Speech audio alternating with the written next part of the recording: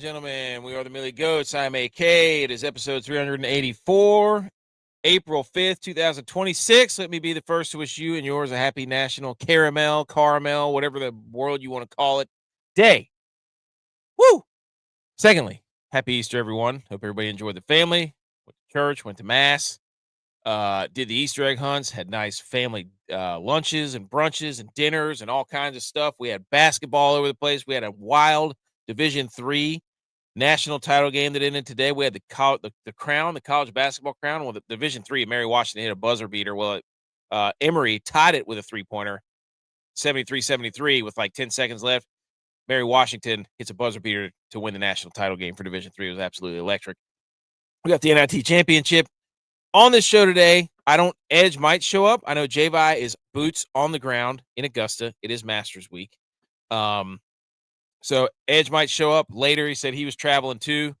Tex, I'm not. He's had a lot on his plate the last few weeks. So you might just be getting a full, uninterrupted 60 to 90 minutes of your boy AK here on the solo show. But we'll see. Edge might pop in. He said he was making a move, but if he doesn't, we understand and guess what? We all know the show every Sunday, every Wednesday for the people. But again, happy Easter. There's a whole bunch to talk about. We're going to talk about the Final Four, which it's that, there's so many sporting events that you look forward to, and there's certain ones that if they suck, if they stink, it's just not fun. Like the Super Bowl, if it's a blowout, it's miserable because you wait 2 weeks for a football game, and the Final Four is the same way. You wait an entire week. They give you basketball for 24 straight hours, basically, wall to wall. Your eyeballs hurt, and you're watching basketball all over the place. And then it tapers off, and you finally get the Final Four. If those games stink, you're like, man, I waited all that. So, okay, and anyway, so we'll get into Final Four. We're going to talk a little bit of the Valero Open, the Texas Open. JJ Spaun wins that one. We're going to talk hockey. We got some hockey news. We're going to talk a little bit of baseball, a little bit of NFL. We got some other stuff to talk about. So there's plenty to talk about. And you know that if we're here or I'm here, B. McCormick's here. And guess what? He said last show, and just for those of you listening to the show, if you're new to the show, we appreciate you tuning in, listening to the podcast, listening to YouTube, all that stuff. We appreciate you listening. Leave a review. Go to the podcast, wherever you get your podcasts. Hit the 5 stars. Leave a review. Helps us out a lot. And then subscribe to all the social media channels. We put a bunch of BS up. Don't take us too seriously. So if you're listening, you're new. We do record in front of a live virtual audience, which means you'll hear me shout out people from the chat. If you're listening to the podcast, like B. McCormick, he's here every time. Dude's a goat. He gave you Michael Kim top 20. Michael Kim got tied for second. Came storming back. And honestly, we've interviewed Michael Kim. So we've had Michael Kim on the show, friend of the show. Great guy, fun interview. We'll be rooting for him in Augusta. And he says, B. McCormick says, Masters Week. You're absolutely right, dude. And then Cruise One Vlogs. How's it going from YouTube? Welcome to the show. We're going to get into it. B. McCormick said he's going to make sure he has it set up done this time next year, so you don't have to do a show alone if you don't want to. Hey, honestly, I would love to have you, B. McCormick, without a doubt. And so, I've done shows by myself too. I mean, it's part of the nature of the game. We all have family, we all have kids. And sometimes stuff comes up. We got work. And I've told, we've all talked, and I've told them, I said, look, you can guarantee that I'm a dude that will follow through. And if I say there's going to be if I or we say there's going to be a show on Sunday or Wednesday, at least 2 shows a week. That's what we do, So BMO's here. Where we dropping, boys? I'm telling you right now, Call of Duty's hot. It's hot. Okay. Happy Easter. By the way, I didn't eat as much candy as I didn't eat as much candy, but holy smokes, my stuff from Easter lunch today. But I did not eat as much candy. And I still stand by what I said on this show. The Cadbury Robin eggs, the chocolate or the candy-coated chocolate Robin eggs from Cadbury, they are the top tier Easter candy. Starburst jelly beans are right there too. The Reese's are right there. Those are top 3, and it's not even a comparison. But I'm telling you right now, if you don't, I couldn't even find those Cadbury. I went into Harris Teeter because stuffing Easter baskets and stuffing Easter eggs for, I don't know, 3 weeks. By the way, Easter egg is one of the most elite, Easter egg hunt is one of the most elite holiday traditions there is. I love doing that. I will stuff Easter eggs and hide them any day, all day. But I went to go look at Harris Teeter to see if they had the Cadbury Robin eggs because I was gonna squirrel away a few for your boy so I could pop them in, and I couldn't find them. I was walking around the store. They have a whole section, a row of Easter candy. Then they've got the Peeps, and they've got the Reese's eggs, and they've got jelly beans galore. And I'm sitting there walking the aisle, and I'm like, where's the Cadbury Robin eggs? Nowhere to be found. I leave. I do a lap. I come back, and there's 2 bags sitting on the shelf in an empty spot. It was like the Easter bunny hopped in there and knew that I needed those. And I bought them both because actually I bought one because I was like, if I buy them both, I'm gonna eat them both. But I bought 1 bag. So, anyways, okay, let's get to it. Let's get into it. I've been rambling for 7 minutes. We haven't covered anything, but welcome to the show. And welcome to Howdy Hats, howdy at howdy.hats.enc on Instagram. I'm currently wearing a hat that is made by at howdy.hats.enc. It's beautiful. We have rope hats. We have somebody is yeah, boy. It is here, and it's been 8 minutes, and I haven't gotten to any of the slides.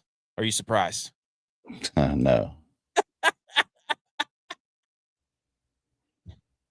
was just looking at the clock, and I'm like, "Holy cow! It's almost 10 minutes in. I've talked about nothing but Cadbury." What'd you go on a rant on? The Robin eggs. Oh, The Easter egg hunts and I was just saying that the Easter egg hunt is one of the more underrated holiday traditions in holiday power rankings. yeah. I love Easter egg hunts. I would agree with that, dude. I'm gonna say something too. Like, go ahead, say it with your chest. My dad, old granddaddy, like hiding eggs and stuff. Dude, he's intense. Like, better be. I was like, Pops, like these kids aren't trained snipers. What are we doing here? Like, I mean, he's literally burying the eggs in like flower beds and stuff to where like you can't even see it. He put one up a rain gutter, like downspout, and put a rock inside of it so the egg wouldn't roll out. And I'm like, dude, you're elbow deep in that thing right now. What are you doing? Hey, you better earn it. You better earn it. Seriously. Hey, what about this though? What if I came up with an idea? I was talking to my wife about this on the way back. I was like, I love doing these, and as your kids get older, candy's awesome, right? But there comes a point where you flip the switch where it's like, how do we keep the tradition alive? And I thought, okay, you still hide the eggs, but you put points in each one of the eggs, and the person with the most points gets to pick one of their. So you have just like a collection of prizes. Yeah. And if you're an older kid, you can go, and if you get the most eggs and you get the most points, you get to tally them up at the end. And guess what? You get to pick your prize, whatever you want to call it, tier, whatever tier you get the most, you get the highest prize tier. You get to pick whatever.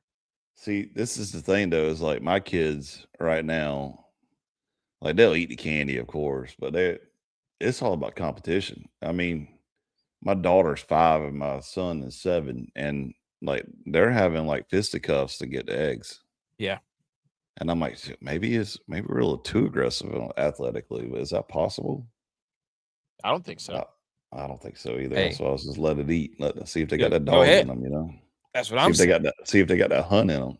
Hey, somebody else is going to get the egg regardless, right? That's right. Might as well get the egg. Did you have a good Easter though? Yeah, it was good. Good. Yeah. Savage grandparents, so I mean, just straight savage with the egg hunting. I mean, but you're gonna do the same thing. Oh, absolutely. Hey, dude, I'm gonna get like, I don't know what I'm gonna do. I'm gonna get like camouflage eggs. Like, you're not gonna be like, you better bring it if you're coming. You better. I will say I learned a trick. Like, I think we did 2 or 3 egg hunts now. I can't remember, but like went over to my wife's parents. I forgot to count the eggs. So I was just tossing them, like just sending them. And wifey gets back. She's like, "How many were there?" And I'm like, "I don't know. How many did y'all open?" She's like, "What are you talking about? You didn't count them?" I was like, "You opened the bag. Like, how many's in the bag? I put out 3 bags. Just do simple math." Old Does she know granddaddy the over answer? there. Granddaddy's over there with a Sharpie, like egg number 1, egg number 2. And I'm like, "Why are you doing this?" He goes, "Well, you line up the eggs and which one's missing, you know where you're at." I'm like, "How do you know where number 5's at?" He goes, "I started right here. I walked all the way around and I did it in this pattern." I'm like, Holy "Dude, smokes, you were truly a what? gangster right now." Like, Yeah, not that only are you is burying yeah, these eggs and putting them up downspouts of gutters and stuff, but you got them numbered and you know what quadrant they were in. Good gracious. dude, unbelievable. Holy He smokes. Tulsa has come all the way back. They were down by like 18. Holy moly. If you bet Tulsa in the NIT championship, what a shot, dude. This is crazy. But yeah, that's wild, dude. That is like my wife asked me the same, how many you put out? Like I just gave up. I was like, I know we got 200 total. I have no idea how many I counted them whenever I was stuffing them all. But then I started tossing them out. I have no idea how many I put out. I don't know. Yeah. All right. Speaking of happy Easter, now it's a happy anniversary time. Edge. Mhm. 20 years ago. One of the greatest internet things in the world. 20 years ago, a dude screamed his own name into a microphone and ruined everything for a World of Warcraft group. A group of players online and playing World of Warcraft spent several minutes and several hours and however long it took him to get to this point to go in and try to win a game and win a battle in World of Warcraft. And a guy named Leroy Jenkins just screamed his name. Leroy Jenkins. Leroy Jenkins. Like he spent weeks and months collaborating with these people probably to get to this point, and then he went and screwed it up by screaming Leroy Jenkins and running into battle and getting everybody killed. It was incredible. Happy anniversary to Leroy Jenkins. I think it was like a day or 2 ago, but I was not about to let this show go on and not know that we know Oh, everybody dude. knows Leroy Jenkins. I gotta send you something too. I meant to send you. Go ahead though. Leroy Jenkins, happy anniversary. Leroy Jenkins. Also, another weekend update. The kids and I, we went to see the new Mario Galaxy movie, Super Mario Brothers Yes, Galaxy. legit, dude. I immediately wanted to break out the old Switch and hammer down. Did you go see it? Well, we didn't go nowhere. We got BMO's Oh, okay, yeah, I got you. VC box, But you saw it. You watched it. Yeah. Okay. Dude, I've seen on the internet, if you're on the internet, you see mixed reviews. You see all these reviews of like, oh, I didn't get this on Rotten Tomatoes, but it's grossed 372 million globally in its first 5 days. The production budget was 110 million. And everybody's saying the storyline stinks. Hey, let me tell you something. I don't go in there expecting Mario and Bowser and Luigi and a made up dinosaur that poops eggs to make me think deeply about my life. You know what I I want? agree. I want you to show me all the cool stuff, all the battles, all the power-ups, Bowser, the songs, all this stuff. So I'm not going to ruin it for anybody who hasn't seen it, but the Bowser storyline is phenomenal in this movie. And I thought it was Mhm. incredible, and my kids really enjoyed it. And they did try to cram so much into there. It was a Like lot, yeah. they tried to cram like it was a TikTok movie. It was like every 5 seconds they're in a new galaxy, and they're I play a lot of Mario Brothers. I didn't know some of those people, but I thought it was exactly what it needed to be, in my Yeah. opinion. Yeah, Right. I thought it was good too. So I don't need it to be some deep storyline. Like, and it looks like they're going to keep going. I hope they do. But the Bowser storyline was incredible. So, but yeah, it was like cameos. It was like the Happy Gilmore 2 movie, just cameo, cameo, cameo, cameo. But if you're going into a Mario Brothers movie about a video game and you think you need to be saved or whatever, you're good luck. I can't help you there. Yeah. So, awesome movie. Man, the setup I got is screwing me up right now because I just literally walked in and jumped on, and I still got the TV set up from Xbox, so I feel like I'm looking up to the sky for everything, from playing the old COD game and stuff. Hey, It's throwing COD's me hot. off. COD's COD's hot hot. right now, though. Also, my wife and I got into a discussion on our way to where we were going today, and it made me think like the Artemis 2 toilet's vent froze over, potentially causing the terrible smell astronauts reported. And NASA is tilting the spaceship toward the sun to try and thaw it out. So basically, their toilet broke, and it smells like cat piss up there.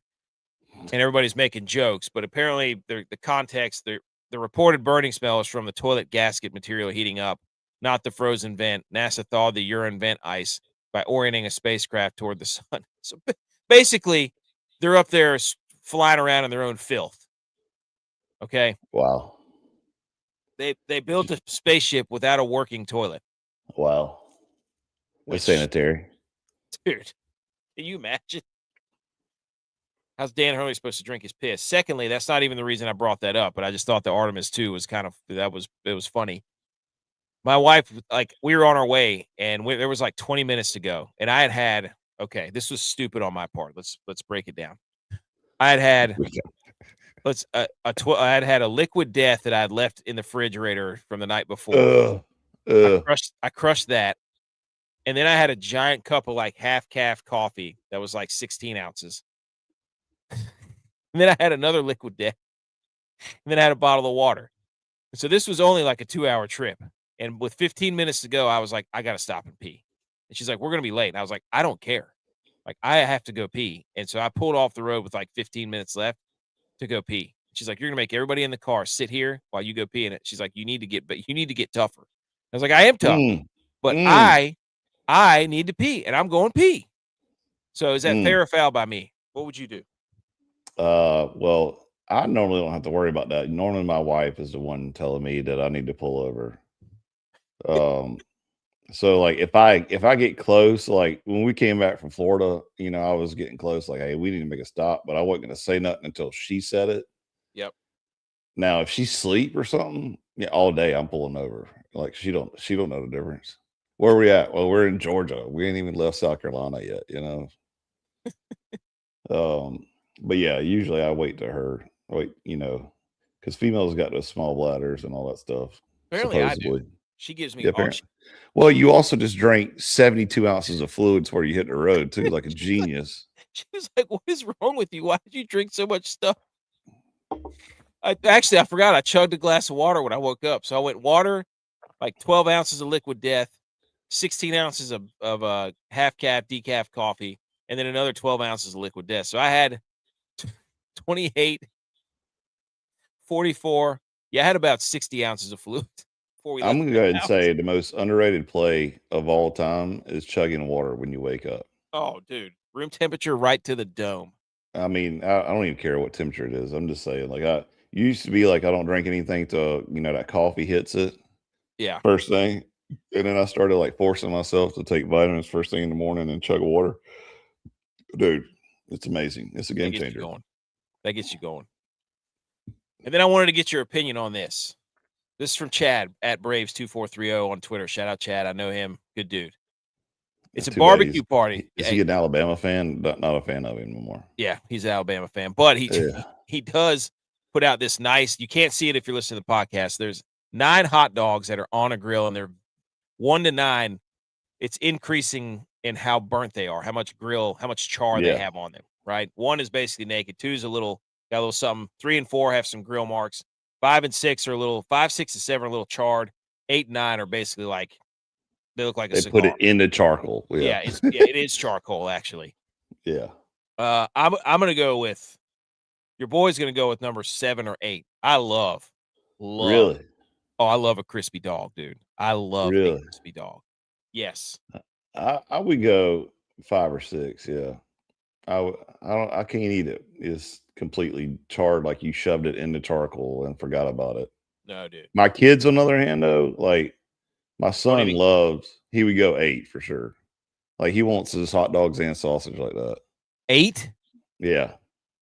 My kid won't touch it if it has 3, or 2. Yeah. Like it has to have very little grill mark on it. Yeah. See, B. McCormick, he said 7. Keep it moving, said 6. 6 is good. 6, 7. There you go. 6-7. There you Hey, go. 6-7. That's a good range. I like those too, but 7 or 8 is where I'd fall. And I made the mistake of watching the video of how hot dogs and pepperoni is made. Can't eat either one anymore. Can't do it.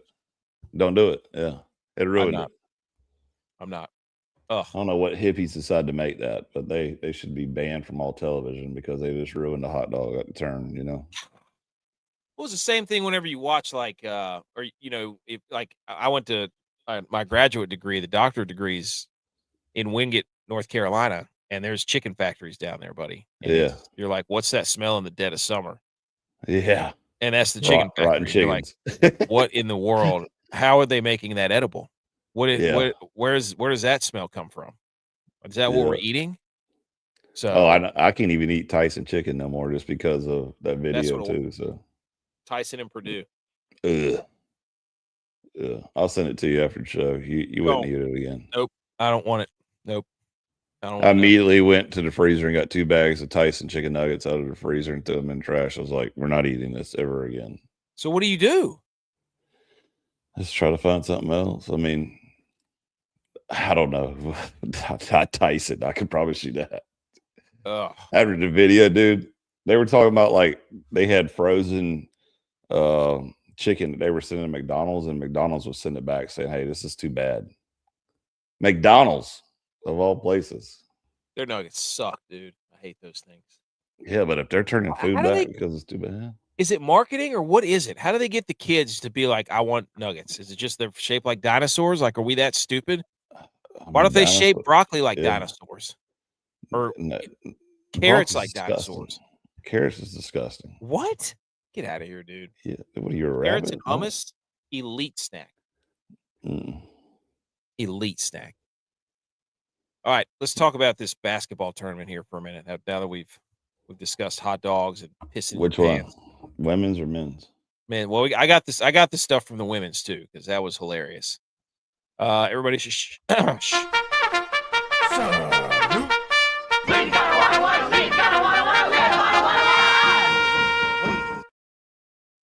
All right, ladies and gentlemen, salute your sports time. We're going to talk about the Final Four, which was kind of anticlimactic, which sucked. Because you wait all week for sporting event, and then it lets you down, and you're like, that sucked. Good thing we got Masters Week. But this is from G.U.Y.S, and I thought the same thing. I was watching the halftime show, I had the halftime show on one of the TVs, and I look up in the panel, and this looks like they've got an entire bowling alley lane on the TV right now with how many people they had at the desk. They have 7 people there, and this desk has got to be at least 40 yards long.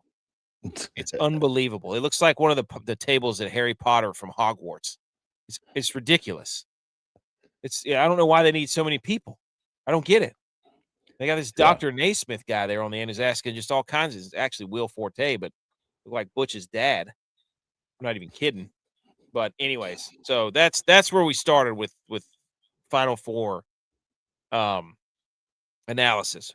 However, the first game, Edge, UConn does it again, the 2 seed. They beat Illinois, the 3 seed, 71-62. They kind of pulled away late. Illinois got it close late. It was a text just said something. I was like, who said they were packing? What's he packing for? I don't even know what Tex is doing. But UConn, they win.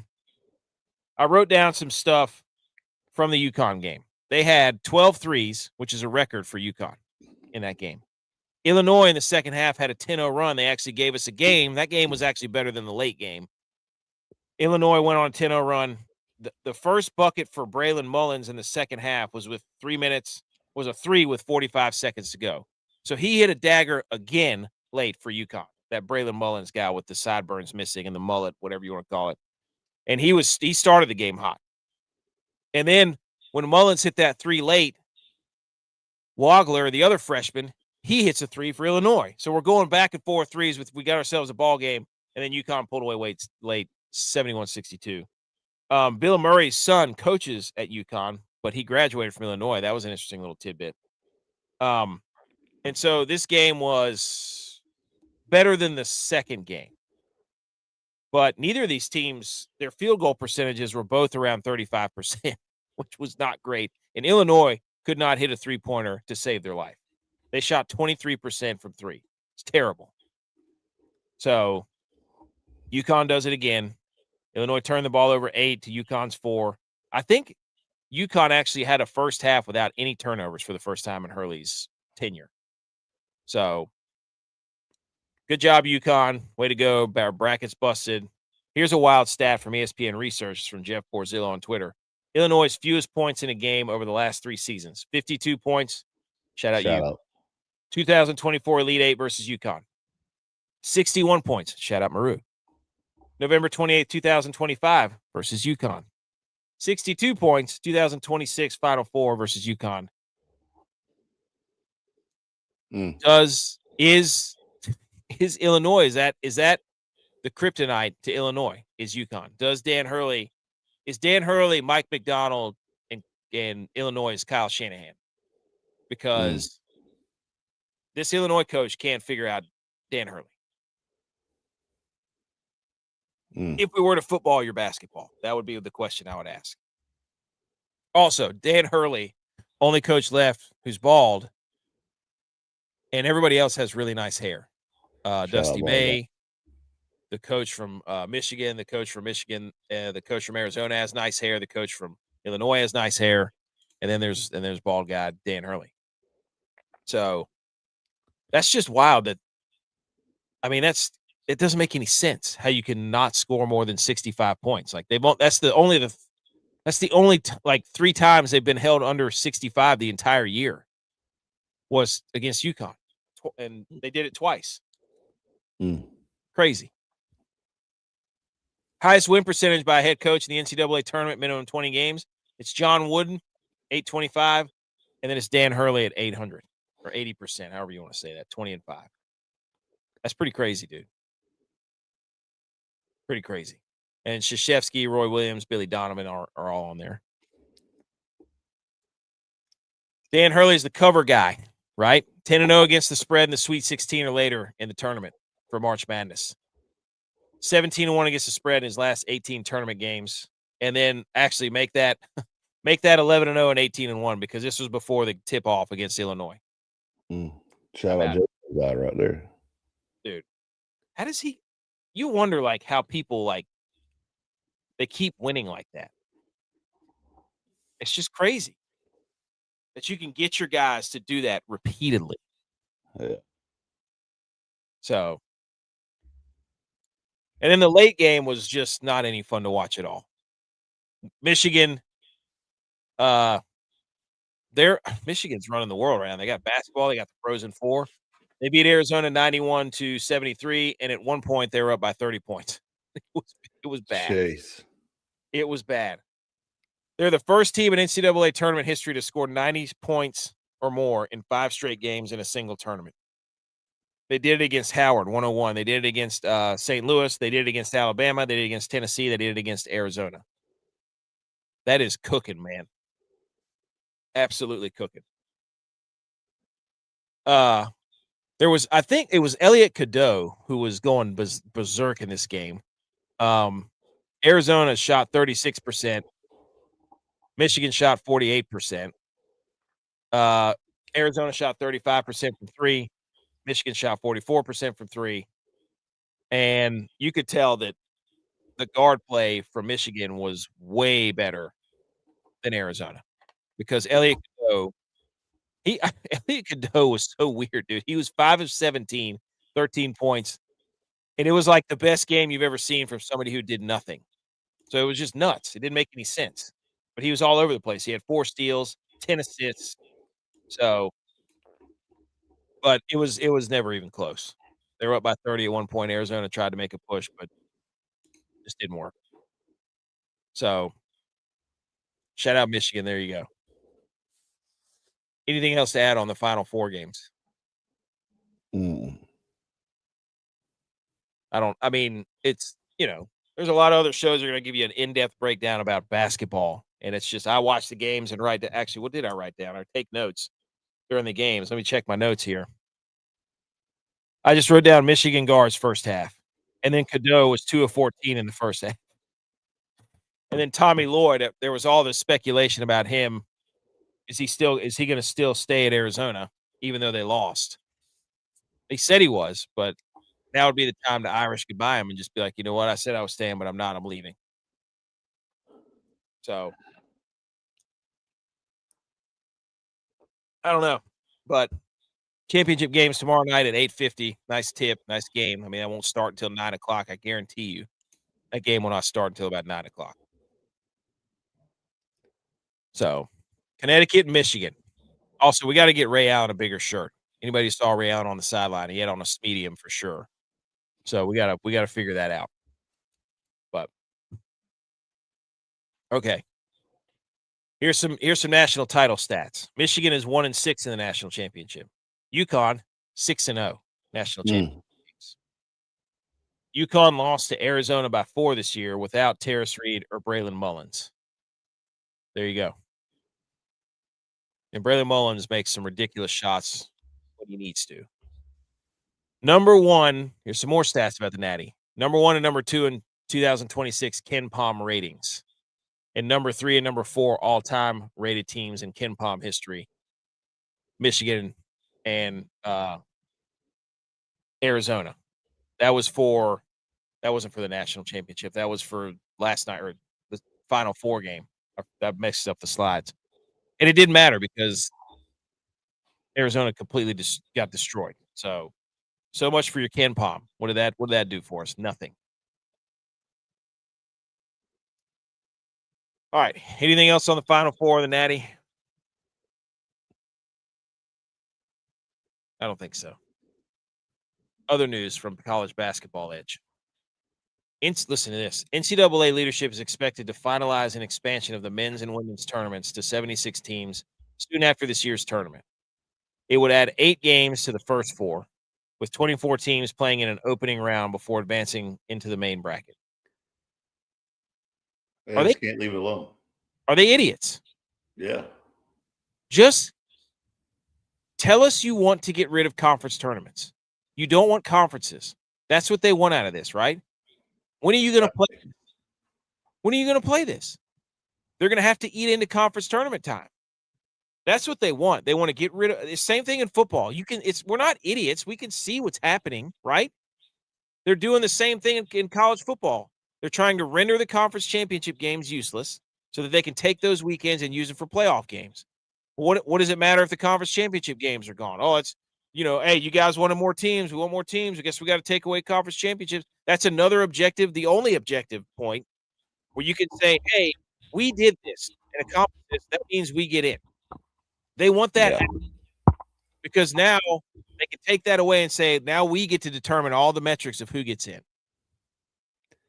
They're trying to slowly get rid of the one thing that they can't influence, which is a conference title and a conference schedule. They don't want it. Are we wrong? Am I wrong? No, that's right. But that is an ass of the games to play, man. When are they going to play them? Yeah, I mean, I get it, but I'm just saying, like, you're talking about playing 76 teams just for one playoff. Holy cow. And what is it going to do? Who's the best team that's ever, like Texas, I guess, was the best team for the first 4 that's ever, they made it all the way to the Sweet 16 or the Elite. I don't know. They made it like 2 or 3 games. What is this going to do? I don't know what is this going to do? Especially for the women's tournament, dude. That's already a blowout city. I mean, what are you going to do with that? So, unless they make it like, I don't want to see 15 and 17 Auburn get in the tournament. If you want to use it for like, a 28 to 30 win MAC team or and make it more of a mid-major kind of playing way, let them play their way in. I'm fine with that. It's just like my thing about giving the mid-majors their own region. Make it happen. Ain't gonna happen though. SEC will find a way to put more teams in there. You're right. They will. So, I just, as a fan, it's a slap in the face because they're doing this and then blaming us because they said we want more games and we want more expansion. And we said that, so-and-so, and no, what they're doing is trying to make it that conferences don't really matter. That's what they're. But how many times people said, "Hey, why can't we do playoffs like basketball and leave basketball alone?" But now basketball's changing. You're like, Yeah, here we go. I mean, I agree. I'm just glad I ain't no SEC teams, both men and women, in basketball that were worth a cuss. It just made me South happy. Carolina Didn't win for the it. women's, but they lost. Didn't win. They got lost. smoked today. Yeah, lost badly. Thank goodness. Speaking of which, that's all Carolina fans got now. Oh, we won our women's championship. Oh, well, yeah. Congratulations. What else did you do? Well, we won a rowing championship. No, you didn't. They used to be good at baseball.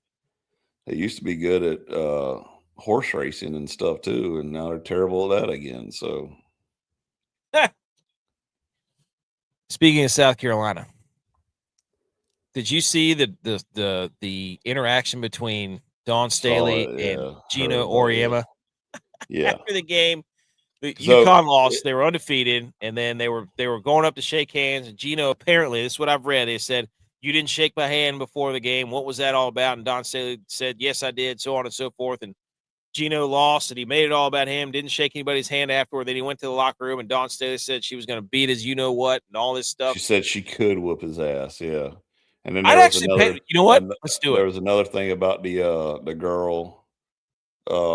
Geno said that one of the girls from Carolina ripped one of his players' jersey.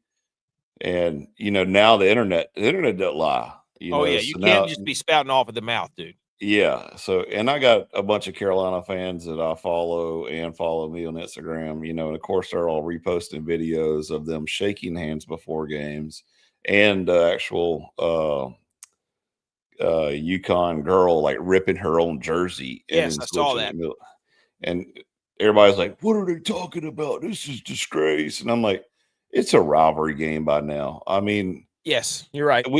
I don't, how much women's basketball I watched this whole year? This right there, the old golden goose egg. But I can tell you that Carolina or UConn has been in it the last couple of years, and obviously it's a rivalry. So they're going to take shots at each other. Welcome to sports. Yes. Oh, wow. You mean you can actually have a little anger inside of you, a little fire, and get riled up, because it's it's a rivalry game. I mean, sorry, guess what? You still lost. Like, did Geno act like a little bitch? Yeah, he did. Yeah. Let's be real. Like, I'm not saying everything he did was straight, but man, it's heated. Like he's coaching for his job right now, because right now, or not now, but like after that game, he knew he had to go back to his office and sit behind a desk. And next morning, the president or somebody, athletic director, will come in his office and be like, "What does it take for you to beat Carolina? How come you can't beat them?" And he's like, "I don't know. NIL." Oh, he points the finger at everybody else. Dawn Staley is she's too mean. She's bullied to me. Whatever it is. How about you just got your ass whooped, dude? Like, get better. Yeah, basically. Yeah. That's my spin zone was. I think they're actually really good friends because they're two really good coaches, and they probably said after the game, "Let's call it. Hey, let's do some WWE shit. Let's get after it. Let's drum up some talking points for the media on Monday, because when this game was on Saturday, Monday morning that's what's going to be all over. They're going to be talking about how it's disrespectful, and if this was a man, it wouldn't have blah, blah, blah. And I'm just sitting here like I'm watching that. Like, I don't care if she's a woman. I don't care if he's a dude. I don't care what color, who they are, what they are. Yeah. I love seeing that. You know why? Because it means something to him. I would be he doesn't more like afraid. Losing to her.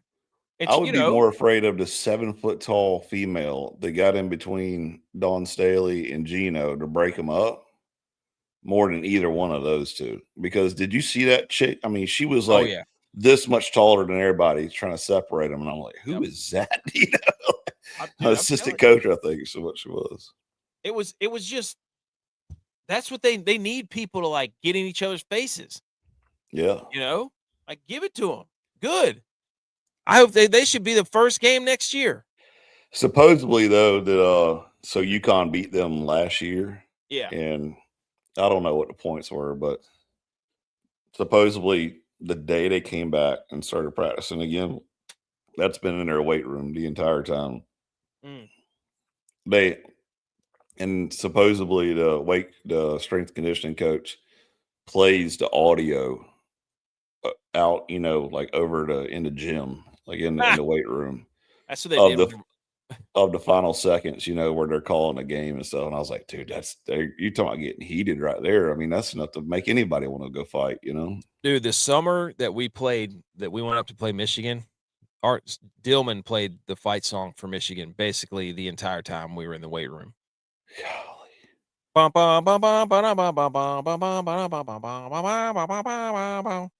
Whatever. What a Whatever great the song. guy. That's what it is. Bum, bum, bum, bum, bum, bum, bum, bum, bum, bum, bum, bum,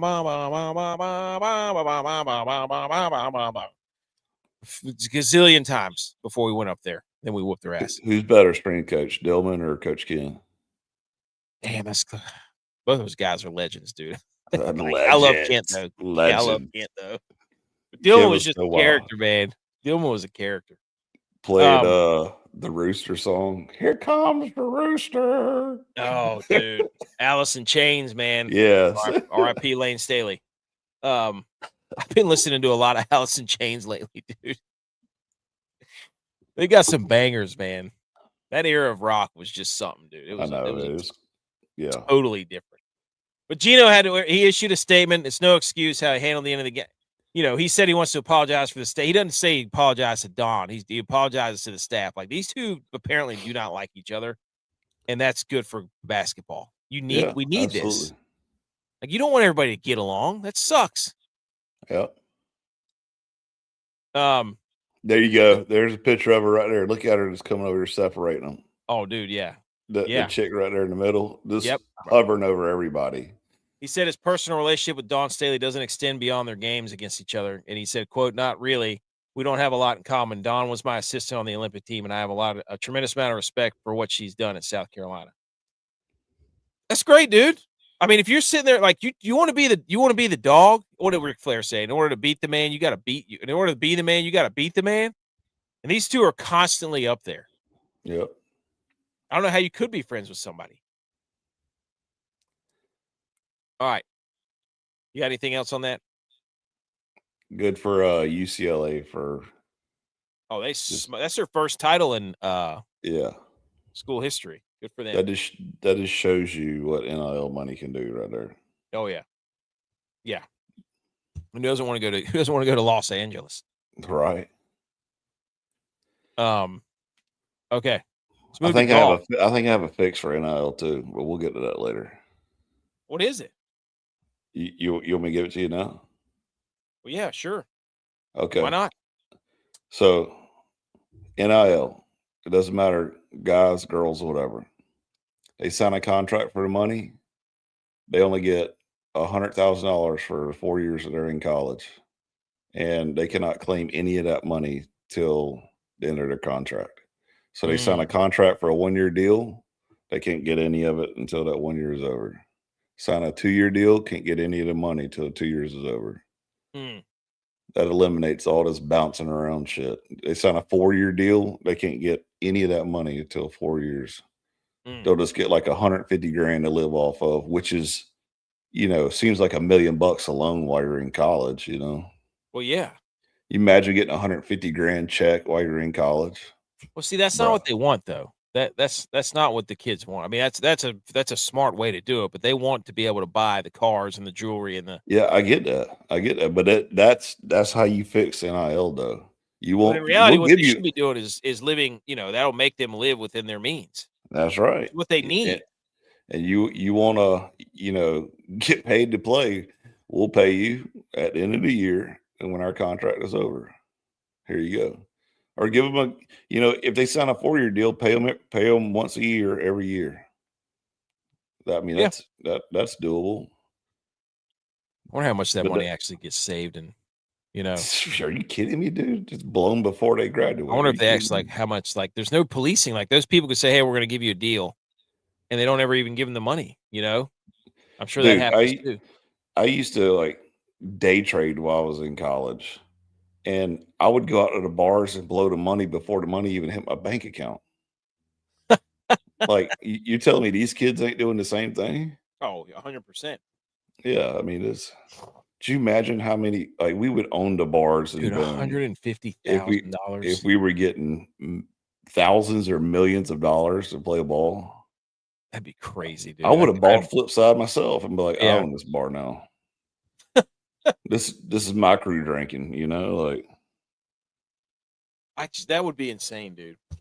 That'd be insane. Yeah. That'd be a lot to handle too. There'd be people all over you. There'd be people after you. You'd have to be careful. yeah. To golf.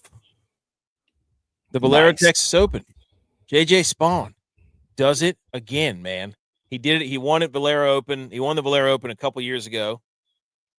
And then he won the U.S. Open, and this is his third win at the Valero again. He came from behind, had an absolutely sick shot on 17. The wind was whipping. The rain was going. He had an eagle on 17 where he drove the green, made the putt. Boom, that put him into first place. And then our guy Mike Kim also had a pretty good day, but JJ Spaun, he had a pretty, he contemplated quitting. He was hit by a car whenever he was 5 when he was skateboarding. Like he called one of his old golf coaches to ask about teaching degrees, and then all of a sudden he finishes behind Rory at the Players, and then wins the U.S. Open last year, and then starts winning another. He wins a Valero again. So he's made himself a nice little career now. He's going to get to play at Augusta, so he's a pretty good golfer. But some other stuff that happened out there was it was a fun ending because Bobby McIntyre, he made it an eagle on 17, the same one that Spaun made the eagle on to take the lead. So he was one back going into 18. Bobby Mack was, and then Bobby Mack put one in the fairway on 18, and he's one back on a par 5, and then he hits an absolute duck hook on his second shot into the gallery, into the mud. He got a pretty good break though because they let him drop it. They let him get relief into some better grass. And then he hit that short and right in front of the green, missed the putt. JJ Spaun wins. And then they sent out some absolute behemoth monster, looked like that chick in between Oriema and Staley, to interview JJ Spaun on the practice range. Because JJ Spaun was like, he didn't even dude. They sent. I'm telling you, that guy was like 7 foot tall. It looked like Tracy Wolfson, except JJ Spaun was Tracy Wolfson interviewing some 7-footer. JJ's what, 5'8", 5'9"? You can't do that to him. You can't do that to him. You need to get a smaller reporter. Man's got a family, dude. Like they sent out this freaking freaking Yao Ming looking guy, like 7 feet tall. JJ Spawn's like looking up to him like he's, like he's a 5-year-old. Ridiculous. So, also shout out Tony Finau for his outfit on Saturday. He had on some see-through like linebacker jersey from the 90s, dude. It was crazy. What? The old Dude, mesh jerseys? Tony, yeah, like the 51st dates. Yeah. 51st dates, the guy with the football jersey on. That's what he looked like. It was ridiculous. But anyways, it was a fun ending to that tournament. Like the Valero Texas that Open. shirt reminds me of the hats we used to have made. Like, Nice. You got nice shirt, Yep. And then you got the old hats we made. Hey, nah. That comes up every time I send I get a message from you or you call me. It was also JJ Spawn's caddy's birthday. So how about that? It's a nice little payout. Mm-hmm. This season before winning the Valero, he was tied for 40th, miscut, 45th, miscut, 24th, miscut. So he was not doing well. Jeez. That's kind of JJ Spaun golf, though. Like the Vince Young thing, like don't do anything in the first half and then go the hell off in the second half. Basically what he did. So he also plays in treacherous conditions pretty well. He won this tournament in the rain. He won the U.S. Open in the rain when he made that putt on 18. That was awesome.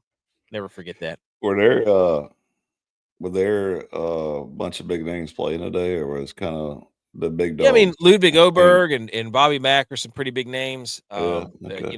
Ricky didn't make the cut. Majority of them's hanging out for the Masters right now. Yeah.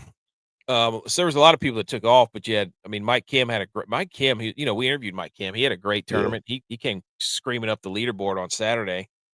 Tommy Fleetwood was playing in this tournament. Novak, he finished tied for 14th. He was 10 under. We interviewed that guy. Shout out Shout out Novak.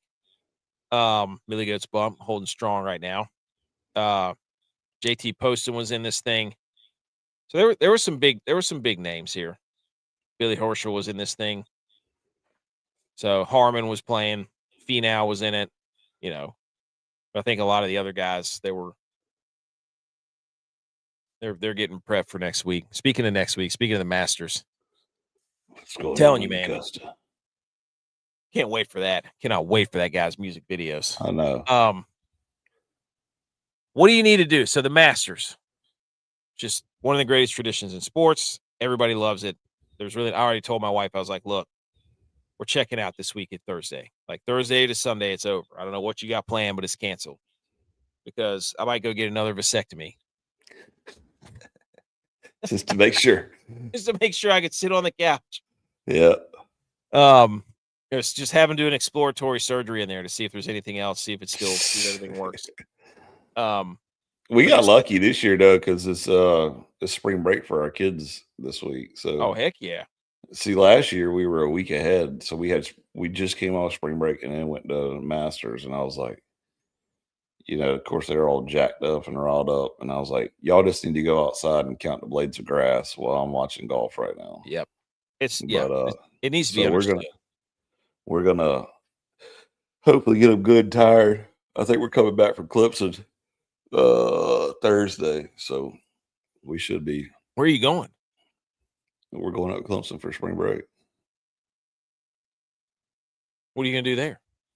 I don't know, a little bit of everything. Okay. I got some buddies that are giving us tours at the football facility and oh, nice. Do a tour of like the fancy rich side of the stadium that our kids will never go except unless they go on the tour. Like in the suites and in the Masters Club and all that stuff. Yeah, right, dude. You don't know that. You don't know that. You gotta believe. Check out his parking spot. I lost my parking spot this year. What? Yeah, but I believe it's going to be gone. Oh my goodness, dude. Everybody's getting booted down because they keep doing freaking construction. Dang, dude. You give more money, maybe they'll give it back to you. I'm not giving them no more money. Nah, they're done with the money right now. Speaking of the Masters, this is from Sharpside Golf, ladies and gentlemen. We're going to start talking about the Masters here. Wait, what happened to my other slide? I had another slide in here that should have been before this. There we go. The Masters, the concession menu. Always, we're obligated to talk about the concessions menu. Obviously, the big selling point of the Masters is the fact that they don't change their prices on their concessions. Right? Oh man, that's glorious. Yes. Right. You got all your sandwiches are $3 or less. You can get a pimento cheese sandwich for $1.50. All the snacks are $3 or less. Advil and Aleve are 75 cents. That's kind of a weird. And then all your drinks are $2. You gotta get that morning hangover headache out of the way. So just pop a $75 or 75-cent Aleve and. So, but yeah, I mean, like that's egg salad, pimento cheese, chicken salad on honey wheat, ham and cheese on rye. Like, dude, if they gave you the over-under is $22.50 is what this tweet says from the Bleacher Betting Report or whatever they're called. But that's, I think you have to try the Georgia peach ice cream sandwich. You got to go with the pimento cheese sandwich. And I'd probably the Masters Club. Yeah, I'd probably get a club. The Masters Club. Yeah, the Masters Club. Absolutely. Yeah. Sorry, I don't want to get us banned. You know what I mean? Yeah. Like they did to I wouldn't eat no Georgia peach ice cream or Georgia pecan caramel popcorn either, just because it's got Georgia in it. I'd eat the peach ice cream sandwich. SEC can suck it. I'm not even eating their food. Oh, speaking of which, another SEC championship, NIT champs. Oh, NIT. Auburn beat Tulsa or two. Who was it? Was it Tulsa? I think it was Tulsa. They came back. What a game. It was a crazy game. But okay. So that's where you start with the Masters, of course. But really what we're going to do is just a little, let's just tickle our fancy. Wait, you know what we should do right now? What? Go back to the menu. We should start having Wednesday, you got egg salad. Thursday, you got pimento cheese. make your like lineup for your food for the week based off of the Masters menu. I hate egg salad, by the way.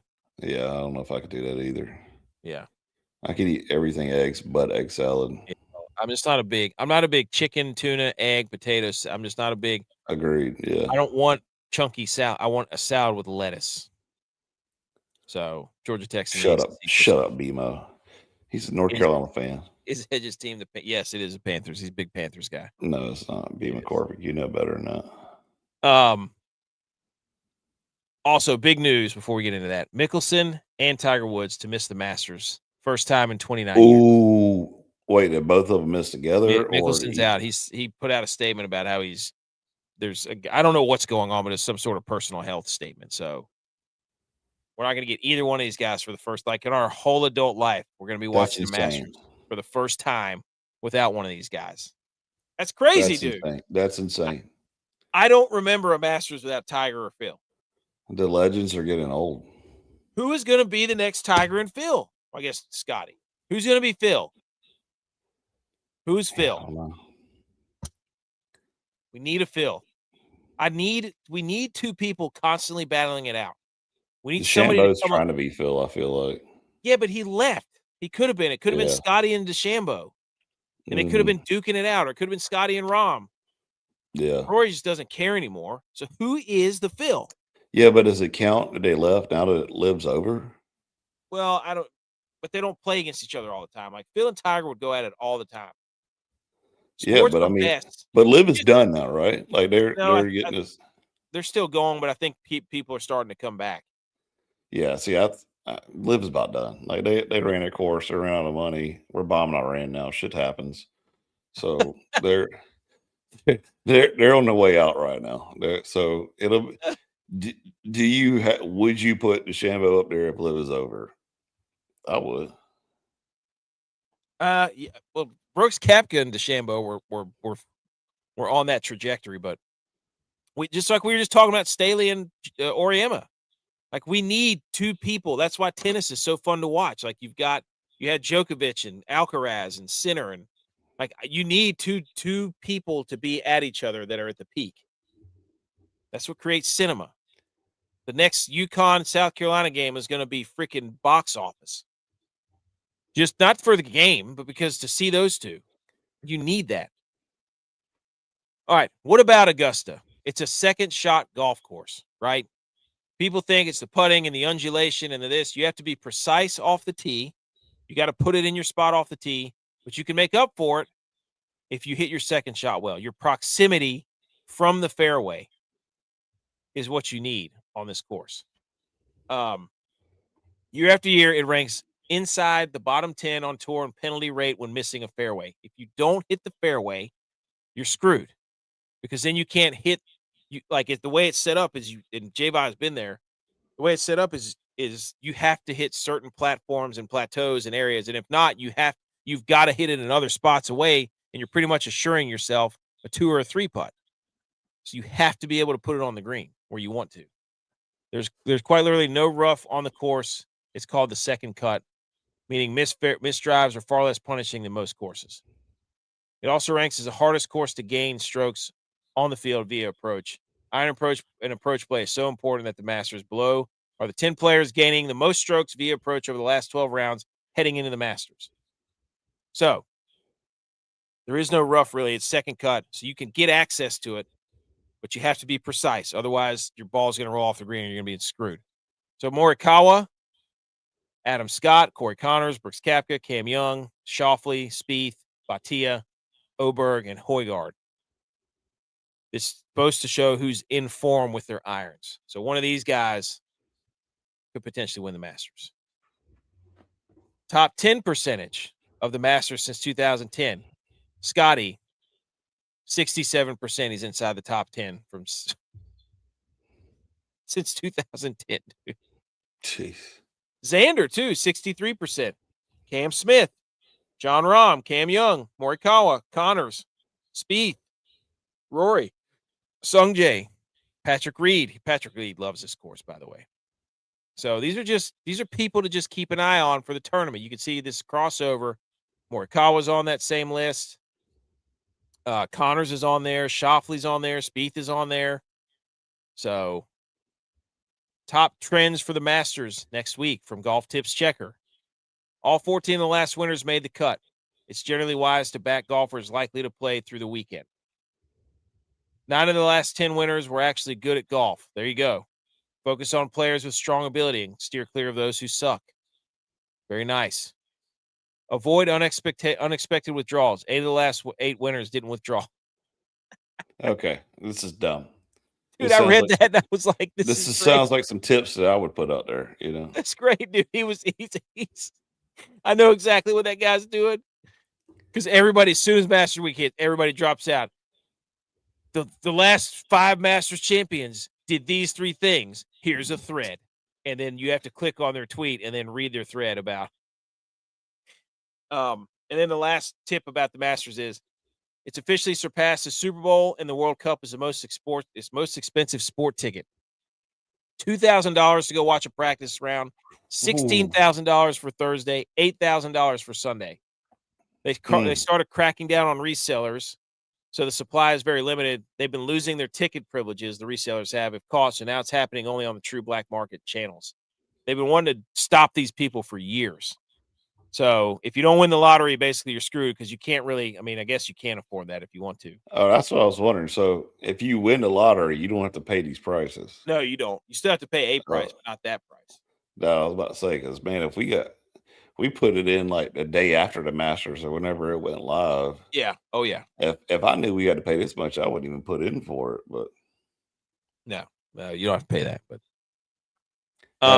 that is steep, though. That's crazy, isn't it? I mean, the Super Bowl is getting up there, but $16,000 for a ticket is on Thursday too. How much is it on Sunday? 8. It's less on Sunday. Why is that? Everybody's going to work and bouncing out or something. I don't know. I feel like if Thursday's 16 grand, Sunday would be like 30 grand, you know? Yeah, I don't know. I'm not sure. 11 of the last 13 Masters winners were at 1.7 plus strokes gained tee to green in the first 3 months leading into the Masters. Here's the final list this year. Morikawa, there he is again. All right, yeah, I'm betting Morikawa, dude. See, but you do that, and then he'll let you down, dude. That's right when you think Morikawa is going to give it to you. He will. I mean, the last 3 slides you put up there is Morikawa. You're doing this to me. You're telling me. Hey, there's Cam Young. Cam Young's there too. Fitzpatrick, Rahm, Scotty, Rory, yeah, Scotty, of course. Scotty just had his second kid. J.J. had a great point. He said, "Is Scotty going to get arrested?" The last major he played, and after one of his son was born, he got arrested and went out there and shot a 65. I mean, I feel like you got to call the cops on him right now, right? Just to keep the tradition alive. His wife should do it as soon as he leaves the parking lot. Hey, he's got a kilo of Colombian Bam Bam up under his car. Just Ricky Bobby his ass right out of the driveway. It's got to be at the golf course, though, right? Oh yeah, right in front of it. They should prank him. Yeah, that's what I'm saying. If I'm Rory or somebody, I'm buying a siren and following him in and like getting a blue light, like impersonating a police officer, and just risk getting arrested. You could pay a cop up there doing security, like, dude, I'll pay you $500 to pull this guy over right now, put him in handcuffs, and they would do it. I would do it anyway. Oh, anyways, that's a list. That's a good list. And guess what? Jason Kelsey, he's going to be the on-course reporter during the par 3 contest at Augusta, dude, making his debut at TGL. And Pat McAfee's really mad. Like, okay, here we go. More Kelsey. That's what everybody wanted. I don't give a shit about Pat McAfee being mad. What I'm mad about is how come Kilgore didn't get all this? Kilgore's way better sitter than Kelsey. Yeah. Kilgore was number 67, too. That's what I'm saying. He could have been Mr. Kilgore is a G. This guy is just, he had Amazon that he paid him to follow him to make a movie. It's all because of his brother. It's all all the T Swifties are like, oh yeah, the other brother. Yeah. They're so wild and crazy and so this, it's they are force feeding the Kelseys down our throat. We don't want it. I don't want it. I don't want to see him. I don't know who keeps telling them the people want this, but everybody's trying to get a piece of it. And then here's what his wife says. Kylie Kelsey wants everyone to stop asking about Travis and Kelsey Taylor Swift's wedding. Well, the fame that you have, that you've acquired, and that you keep putting yourself out there in front of everybody, if you didn't want it, then don't do a show. Because when you put yourself in front of a microphone, they're going to ask you questions. Yeah. Guess what? When my brother is about to get married, I got questions all the time. Hey, how's your brother? How's their wife? So, welcome to real life. Like, what are you talking about? People not asking you about the wedding. Don't do a show then. If you have a microphone, what do you want? You don't expect somebody to ask you a question? I mean, B. McCormick's over here peppering us with questions right now in the comments. So I know yeah, he was it's saying the same for everything. Hey, that's what I'm saying. He said he ate egg salad too. Hard boiled eggs, dude. I love hard boiled eggs. I ate like 5 hard boiled eggs a day. But anyways, I love this. She's like, stop asking about Travis and Taylor's wedding. It's like, that's the reason why you're getting everything you're getting. Agreed. And I don't stop making us watch your husband on TV.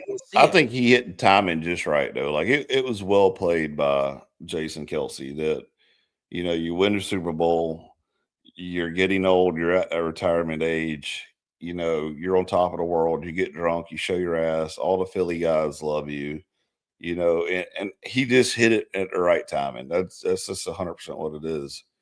And he's still riding it. I don't know for how much longer he can ride it, or how much longer do they sit there and say, like, this shit's enough. Like, we got 3 kids at the house right now. Like, he's always going all that other stuff. So maybe hey, good for him, but Kilgore's better. I'm just saying. It's not that I don't like him. He seems like a nice guy. He seems genuine. He seems, every time people have interacted with him, they have, it's just, I don't need to see him on every sporting event. Yeah. We need somebody else. Yeah. That's all. I'd watch him break down the offensive line for another team and defensive line for another team, but the Masters, dude, come on. Like, yeah. And by the way, let me see some old OG golfers, Yeah. Give me somebody else. I don't need him like being like, I'm so crazy. Look how crazy I am. I ripped my shirt on the golf course at Augusta. Just relax. We don't need to see it all the time. By the way, another thing for the Masters is you better be playing well. Like, you're not going to have somebody who's not playing well coming here and win this thing. So if you're looking to bet somebody or whatever, also NFL. John Daly needs to do the par 3. Heck yeah, dude. Kirk Cousins will sign a 5-year, $172 million deal with the Raiders. It's 1 year, fully guaranteed at $20 million. Also contains a club option for 2 years at $80 million. The Falcons are going to pay some of his salaries, and the Raiders are going to pay the rest of it. They fully guaranteed $10 million roster bonus. And maybe most notably, he gets another new mark. This will be the 11th straight NFL season Cousins contract will be fully guaranteed.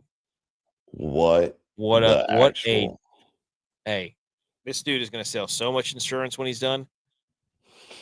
And him and Mendoza look basically exactly alike. Spider-Man.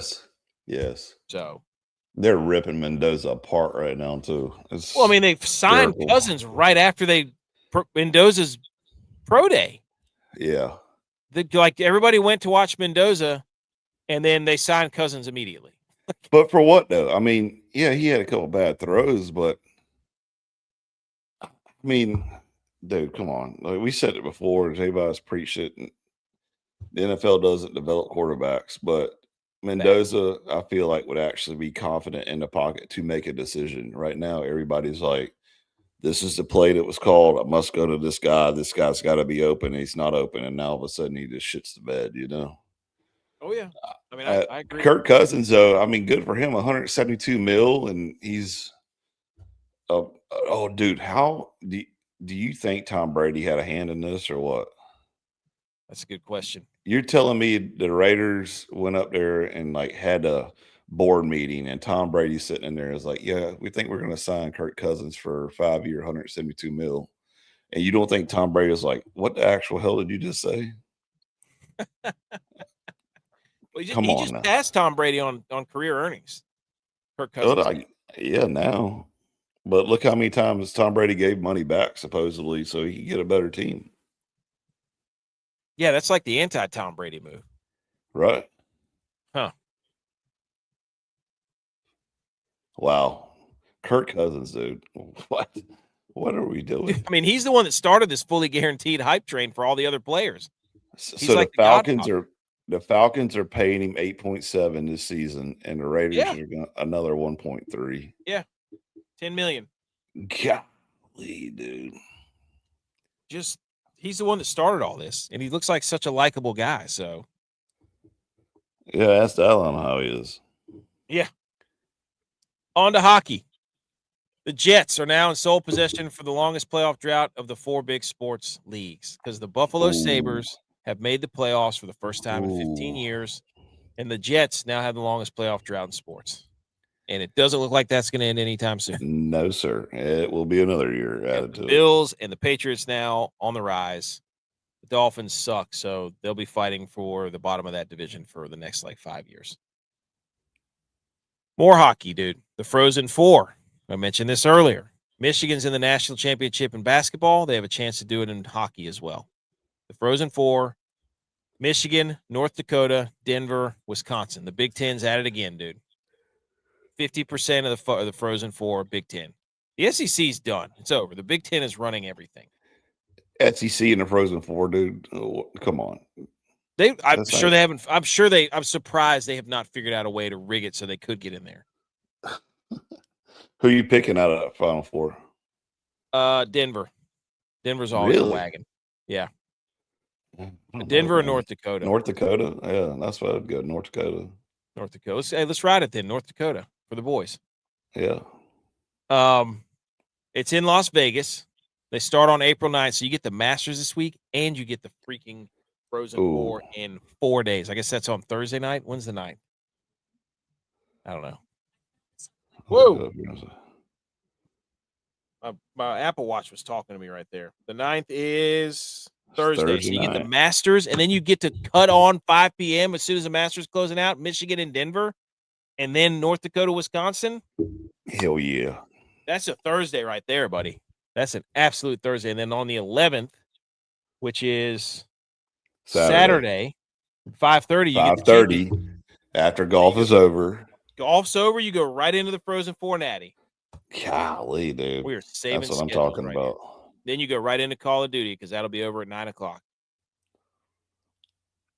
Also, the New York Islanders have fired Patrick Waugh and hired Peter DeBoer with 4 games remaining, which is crazy because they're still in the playoff race. It's so hard to watch legend players get fired from stuff because you're like, Patrick Waugh was a legend. Yeah. And he's getting fired left and right as a coach. And it's just like, man, just stop, dude. Go do something else. Go be Jason Kelsey for hockey. Go sell sticks. Go do something else. Go anything. Baseball news. Here's a story about baseball. Errol Segal, a 50-year-old Dodgers season ticket holder, says this is the first year the Dodgers won't print a season ticket. No. 50-year Dodgers yes. season ticket. He's an 81-year-old man. He has you said a 50-year-old man. He has a flip phone. Oh, I did. Well, that was my bad. He's had Dodgers season tickets for 50 years, and he's 81. He has a flip phone, and now he doesn't know what to do because the Dodgers won't print his tickets. I guess there has to be a press conference. You have to announce an ultimatum, or you have to get one of those hats like the high school football recruits, lay them out on the table and be like, look, you know what? We need to create this guy on Instagram, and we need to do a transfer in an NIL portal social media graphic. So, and also now Jitterbug or whatever that old man's phone is that he probably has as a flip phone also makes smartphones where you can download it, at least get your app done. No, he has to put the Dodgers' feet to the fire here by threatening to transfer. He's got to delete all the Dodgers from his social media profile and then hold their. He got no social media. Are you kidding me? You know what he's got to do? He's got to get into a computer, go to Circuit City, get on a computer or Best Buy, create a Facebook account, create an Instagram account, put the Dodgers in your account, have it for a day, and then delete them the next day. He's still riding around looking for a Blockbuster to turn his VCR tape back in. Hey, we just solved your problem, Segal. Okay, we solved your problem right there. That's how you get things done nowadays. You delete stuff from your profile. Stop wasting time. Also, the Colorado Rockies have unveiled a 2-foot-long hot dog called the Glizilla. Would you eat a 2-foot-long hot dog, dude? No, dude. Oh, I almost threw it in my mouth just now. That's got mac and cheese on it or something. Yeah, That's crazy. Would you now this, dude, the Rangers. They've got the 9th inning rally sombrero, and it's a nacho hat, dude. It's Tell like me a how sombrero. long you're wearing that before somebody jumps up. Like, think about somebody steps up to the plate, hits a dinger, the guy behind you jumping up, and he hits your sombrero off your Doritos, and all that other crap goes all over Oh, the people in front of you. this is a disaster. Like this is gonna waste Yeah. so much money. This thing's probably $35, $34. No doubt about it. And you're just gonna have people eating and dipping whatever Oh whatever yeah, they want like, into the your. guys behind you are so excited because they Oh, are raiding that they're gonna be sombrero. spitting in your guac and just dumping beer in there. Be like, hey, watch this. I spit in it and I dump my beer. Like this is gonna get. Yeah, There's gonna be a super spreading disease at one of these because games. Shit. ninth inning, you already got a little buzz too, from drinking some cold beers, and you're telling me a guy sits in front of me with a sombrero with nachos and Yeah. queso and everything else. I'm gonna I'm get me a sprinkling chip. Grizzly on it. Like I'm snapping open one of my Zen pouches and just get him high as hell. Like this is. I would absolutely buy one of these though. You would. 100%. And then more softball news. Kent State's football team. This video is awesome. Legend, dude. I Showed love up it. to the softball team's game in full pads after practice. They went straight from practice. You can see the field in the background to the softball game, and I think they ended up rallying and winning the game. It was freaking phenomenal. Yeah, dude, they had the stadium like bleachers shaking because they were jumping up and down, and some chick stepped up and hit a dinger. Yeah, they did good. Freaking phenomenal, dude. However, though, how gay is it? They showed up at softball games still wearing helmets. I mean, I'm good like walking from practice full pads, No, but you had to go full. If you're gonna have the shoulder pads on, you got to be full. You got to be geared up. come on, dude. Look at all those You got to be Guardian geared up. caps. But the Guardian Come caps, on. that's garbage. That's stupid. Oh, I wouldn't wear it. No, I wouldn't wear the Guardian cap. Absolutely not. I wouldn't wear the helmet either. The research doesn't support it. I've put research articles on people's timelines who keep saying they care about their health. They don't work. They don't work. I'm just saying, you don't go to a softball game wearing a football helmet. That's You don't go to you can wear your football helmet. You got to take the Guardian cap off. Take it off. You got to show that you're a man. Take it off. All right. I got some hang the banners, then we'll be out of here. Whoops, I hit the wrong button.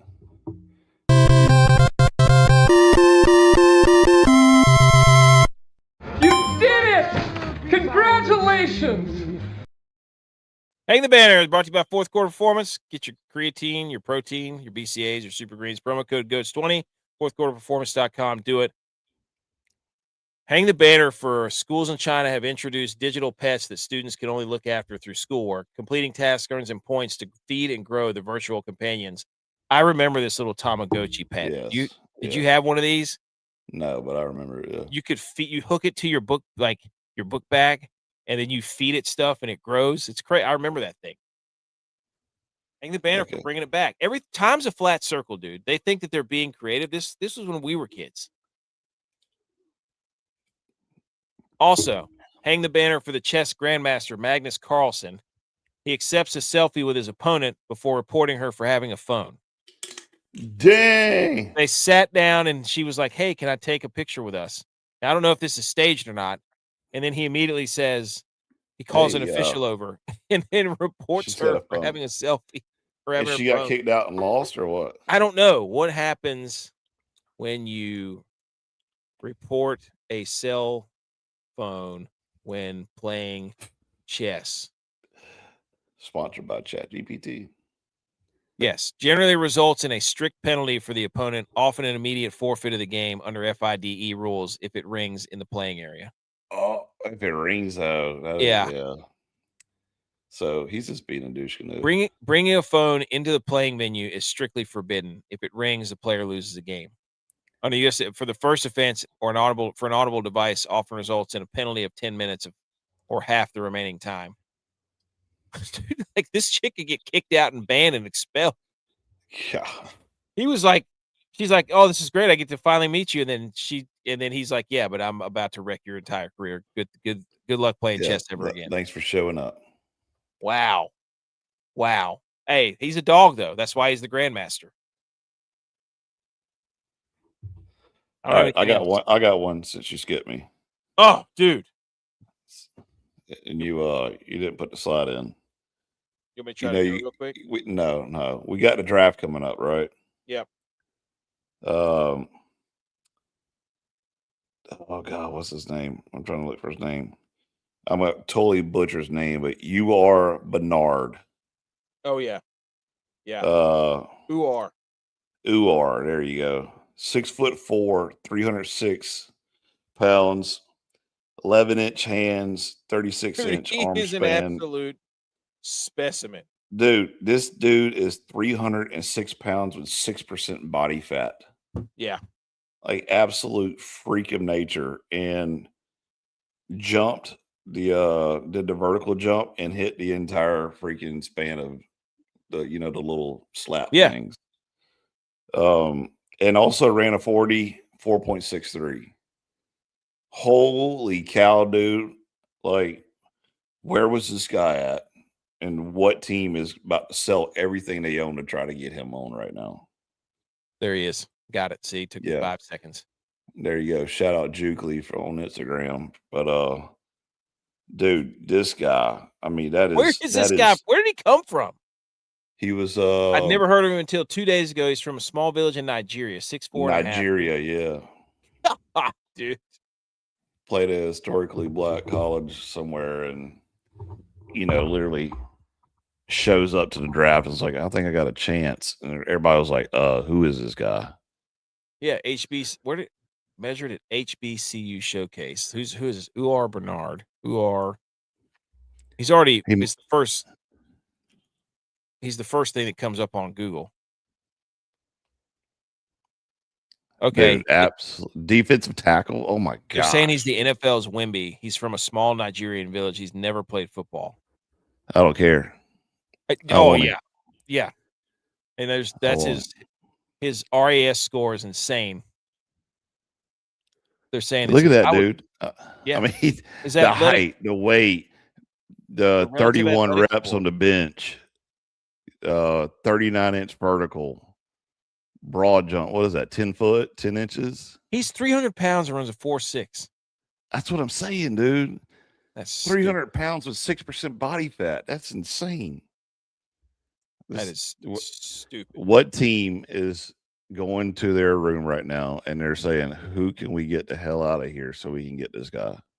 Yeah. Because right now Vegas is like, damn, we just signed Kirk Cousins. Yeah. I can't wait for this guy to come up on the draft ticker. Oh, dude, he's gonna absolutely body everybody. Mel Kiper is just gonna slam a pumpkin pile right in his crotch whenever this guy gets drafted. They're not gonna have any film on him. They don't have any film on this guy. Like, what are they gonna do? It's gonna be awesome. They're probably just gonna show his draft highlights. Are we getting deep faked right here? No. Are we getting deep faked? Is this a No joke? way, dude. It's not a joke. When did this come out? I don't know, but he's a freaking freak show. I think yesterday. I sent it to you. I was gonna say, if it was on April 1st, we're screwed. It's over. We gotta check the date.